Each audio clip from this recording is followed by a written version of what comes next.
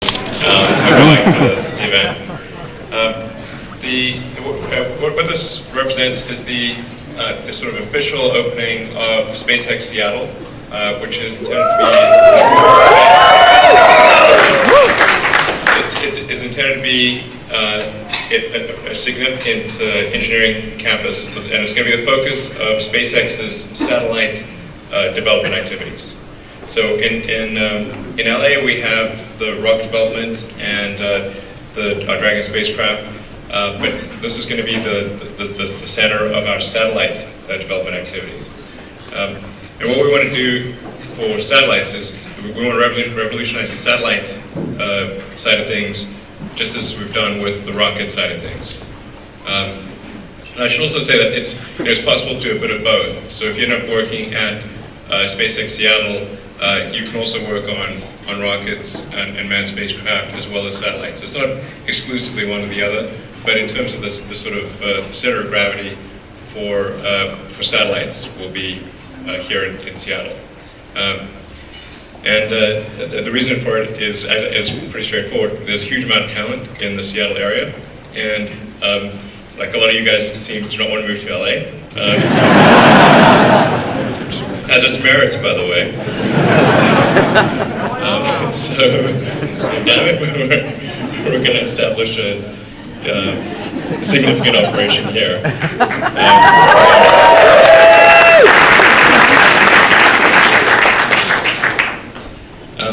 But I want to tell you a bit about what we want to achieve with the satellites, and kind of why that's important. The satellites constitute as much or more of the cost of sort of a space-based activity as the rockets do. So very often, actually, the satellites are more expensive than the rocket. So in order for us to really revolutionize space, we have to address both satellites and rockets.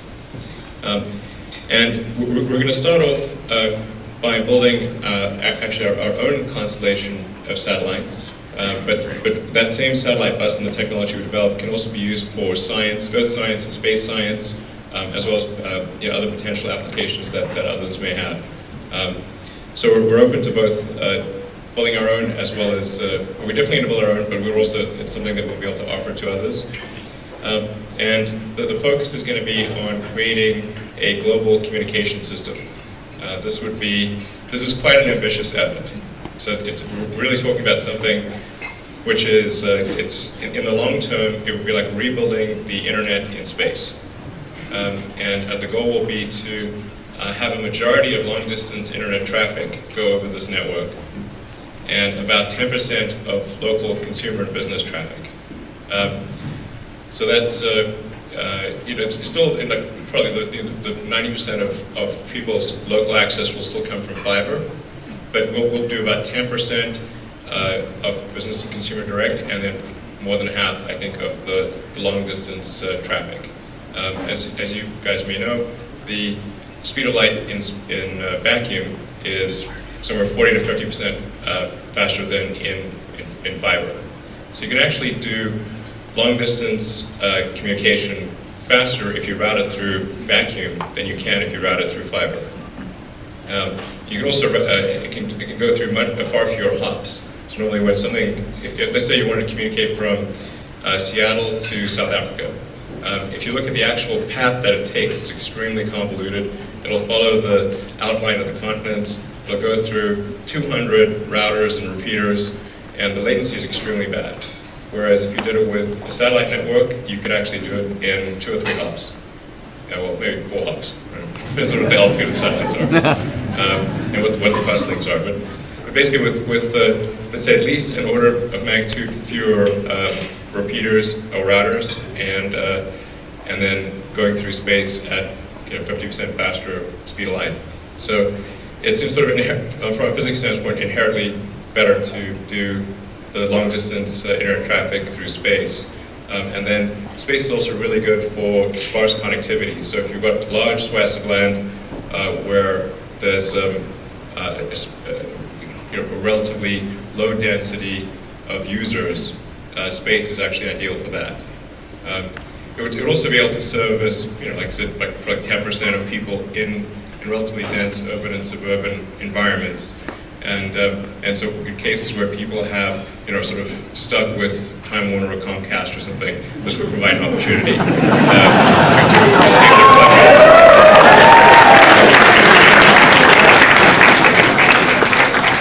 So it's something that would both provide optionality for people living in advanced countries, advanced economies, as well as people in poor countries that don't even have electricity or fiber or anything like that. So it's a real enabler for people in poor regions of the world, and it gives optionality for people in wealthier countries. So I think it's something that definitely needs to be done, and it's a really difficult technical problem to solve. So that's why we need the smartest engineering talent in the world to solve the problem. At the same time, we also make sure we don't create Skynet. Ironically, the server room at SpaceX jokingly was called Skynet. The fate has a great sense of irony. So we really need to make sure that doesn't come true. But that's, I think, as for technically aware audience, if there's some AI apocalypse, it's going to come from some collection of sort of vast server farms, terrestrially based, not via the space-based communication system. I did think about that. Anyway, so I think this is sort of like a fundamentally good thing to do. I can't think of any sort of major downsides. It seems like it's an important thing to do. It's something that should happen. And I think it's something where properly designed could give people gigabit level access, kind of 20, 30 millisecond latency everywhere on Earth. That would be pretty great. And then that same system we could leverage to put it into a constellation on Mars, because Mars is going to need a global communication system too. And there's no fiber optics or wires or anything on Mars. So we're definitely going to need that. We're going to need high bandwidth communications between Earth and Mars. So I think a lot of what we do in developing an Earth-based communication system can be leveraged for Mars as well. Crazy as that may sound. So that's the basic story. Yes, I'd encourage you to sort of spread the word and tell people about it that you think are great. And I should say, like, the office is going to grow slowly at first. So we're not going to sort of hire like a zillion people. So if at first, like, if SpaceX doesn't respond to you or something, please come back again in the future. It's really hard to sort of add like 500 people and all at once and have that be good. So we are going to grow it and make this like a very significant SpaceX Seattle campus, but we want to do so very carefully and kind of adding the right expertise at the right time. So if, like I said, if for whatever reason we don't get a response because our recruiting team is deluged or something like that, please reapply in like 6 months, or don't take any offense by that. So we're just trying to grow in a sort of carefully considered way. All right, I'm happy to take some questions actually from you guys if you want to just yell out questions. I wouldn't worry too much about the space junk thing. I mean, actually, we should worry about ourselves creating the space junk. But at the altitude in question, there's really not a lot out there. So we're talking about something about the 1,100 kilometer level, and there's just not a lot up there. The thing we need to make sure of though is we don't want to create any issues. So we're going to make sure that we can deal with the satellites effectively and have them burn up on re-entry and have the debris kind of land in the Pacific somewhere. That's basically what we need to make sure of. Because the number of satellites we're talking about here ultimately is around 4,000. actually technically today with discussion was 4,025, although there's probably false precision there, but that's kind of what we're thinking right now. And there's less than half that number in active satellites currently in existence. So it's more than double the number of currently active satellites. Yeah. A timeline. Well, in the past, I've been a little optimistic on schedule. So I'm trying to recalibrate. But I think we should be able to get version 1 active in about 5 years. That wouldn't be the full sort of, doing half of all long distance and 10% of Earth's connectivity, but a useful version 1 that has global coverage, except the poles, aiming for about 5 years, and then there'll be successive versions every 2 or 3 years after that, to sort of get to the full. Where the system is really at its full capability is, I think it's probably 12 to 15 years. But yeah, major revisions certainly every 5 years, maybe a little sooner than that. So if you figure, in terms of major revisions, version 1, 5 years, version 2, maybe 5 years after that, version 3, 5 years after that is, rough timeline. Yeah, it's going to be, I don't know, I think quite a lot of software. All in software and firmware is probably half of the office. It's probably half software, half firmware. Sorry, half software, half software, firmware, half hardware. Yeah, so that seems like and over time the software might actually exceed the hardware number, because it's just.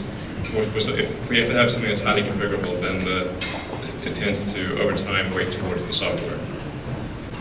This would be not using CubeSats. The satellites we have in mind would be quite sophisticated, and there'd be sort of a smallish satellite, but with a big satellite's capability. By smallish, I mean in the few 100-kilogram range. Well, it can't be free, because then we've got a business. No, it can't be free to the user. I don't think so, because this would cost a lot to build. Ultimately, over time, to build a full version of the system, we're talking about something that would, be $10 or $15 billion to create, maybe more, and then the user terminals would be at least, maybe at least $100 to $300, depending on which type of terminal. And this is intended to generate a significant amount of revenue and help fund a city on Mars. So this is, in looking in the long term and say what's needed to create a city on Mars. Well, one thing's for sure, a lot of money. So we need things that will generate a lot of money.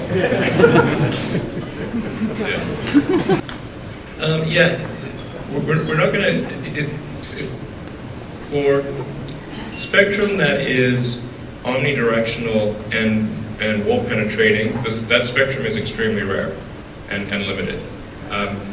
Spectrum that is not wall penetrating and that is very directional is not rare. It's sort of the difference between kind of a laser beam and a floodlight. If you can have lots of laser beams, in the limit, that would be sort of a real tight beam communication. So whereas there's high scarcity for cellular bandwidth, there is not high scarcity for space to Earth bandwidth. As long as it's not roof penetrating. So I don't see bandwidth as being a particularly difficult issue. Well, compared to the Iridium satellites, which was a sort of a mere 70, we're talking more than order of magnitude larger volume. So this is something that I think would I mean, there may be some similarities to the way that the Iridium network was done, but we would have, in terms of the production, the way it's produced, it's going to be closer to the way that a car is produced or consumer electronics. So we take things even a step further, and if a satellite didn't work, you just basically take it out of the constellation and deorbit it, as opposed to sort of going through this super intense acceptance test procedure to make sure the satellite works. Because normally the way satellites are done is they're like Battlestar Galactica. It's like one of them, and it's really giant. And if this thing doesn't work, it's terrible. It's like the whole business collapses. So, but if you have a large constellation, you can afford to lose individual satellites, and it doesn't affect the constellation very much.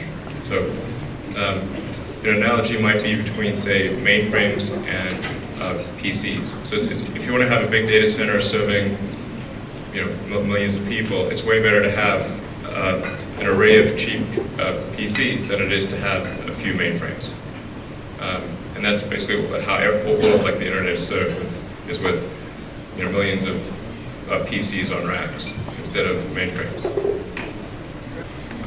Teaming with local propulsion companies? Not really. I don't think so. I mean, we're gonna build our propulsion unit. I mean, people in the space industry have a really difficult time manufacturing things. Like they're pretty good at designing in the first place, but they don't actually know how to make them in volume. So it's possible we could license some technology or something, but like the main propulsion system we have in mind for the satellite is a Hall effect thruster, which, I mean, not trivialize it too much, is basically like a loudspeaker. Okay, it's like a magnetic field. There's accelerating ions. It's pretty easy to make. So, I mean, there's degrees of Hall thruster, like how good it is, but at the end of the day, it's not that hard. So it's not clear that it wouldn't make sense to sort of outsource something that's not that hard. Well, there's multiple elements to the regulatory things. There's the ITU filing, International Telecommunications Union, and we've done the filings associated with that. That says whether you can actually put the satellite network up. Then there's whether it's legal to have a ground link. Obviously, any given country can say it's illegal to have a ground link, and then we can have one. From our standpoint, we could conceivably continue to broadcast, and then have a choice of trying to shoot our satellites down or not. China can do that, so probably we shouldn't broadcast there. If they get upset with us, they can blow our satellites up, which would be good. So, I mean, I'm hopeful that we can structure agreements with various countries to allow communication with the system, but it is a country-by-country basis.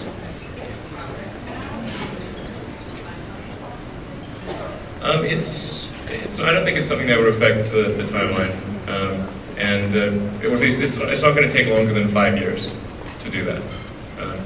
And not all countries will agree at first. There will be some countries that don't agree. It's fine. I mean, this would be a low Earth orbit constellation, so it would actually be moving quite a bit. Yeah, so the base station would have a phased array antenna with a sort of switching time that's at the microsecond to low millisecond level. So it only take a few milliseconds to switch from one satellite to the next. So as opposed to having a dish that has a slew rate. How do you power satellites? With solar panels. Solar panels and then batteries for low Earth orbit satellites, because they go through Earth's shadow.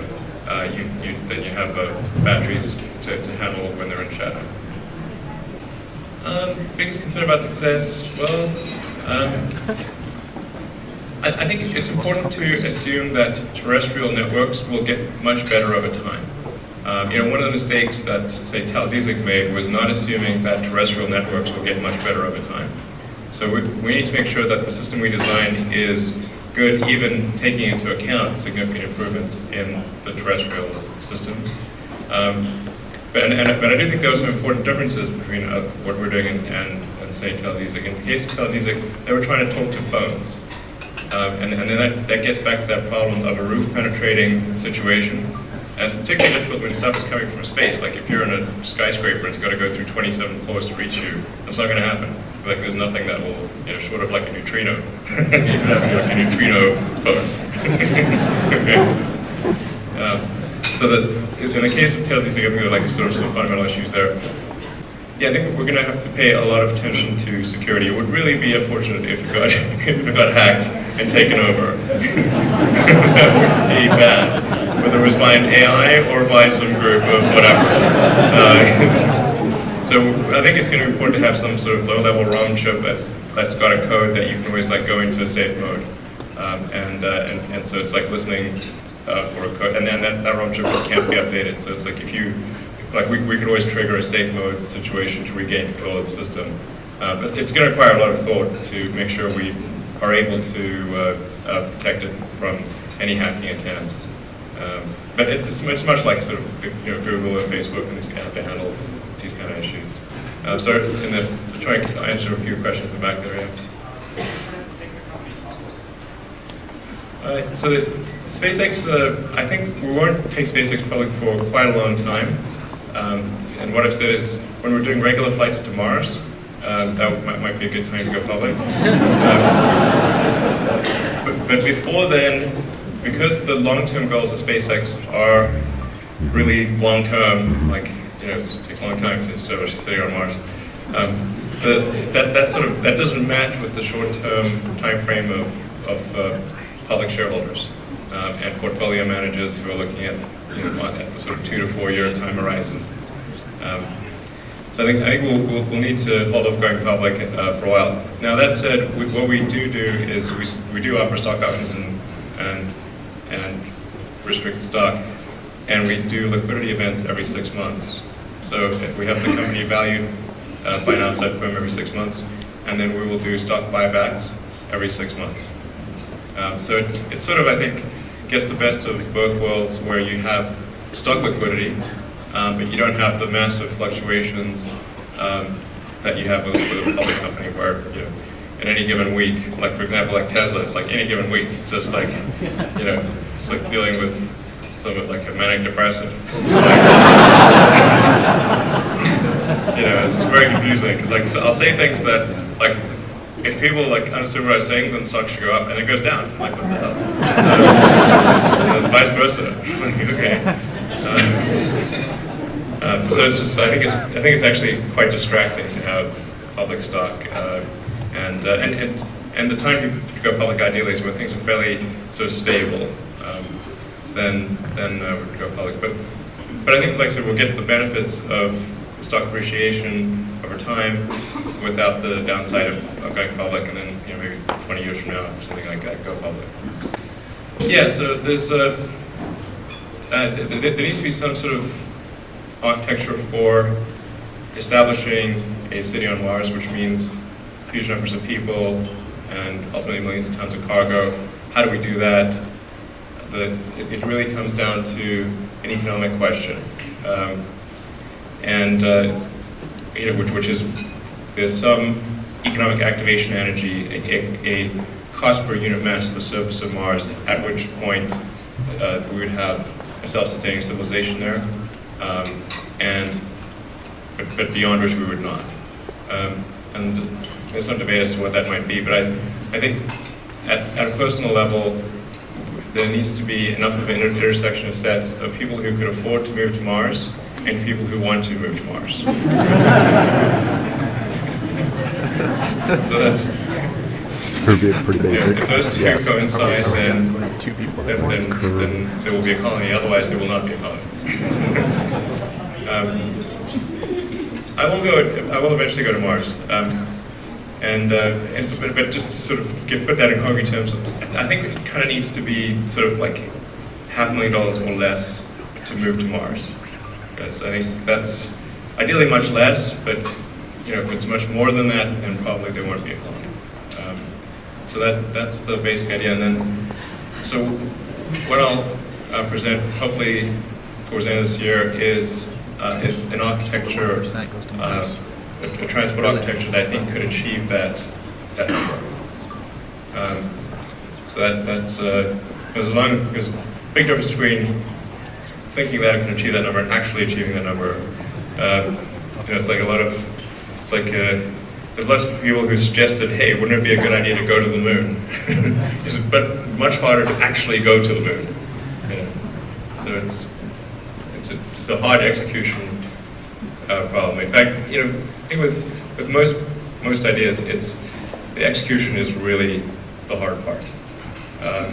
And in order to make that happen, you need to have lots of talented people working together towards a common goal to achieve that. So that's what we want to put together at SpaceX. All right, thanks everyone.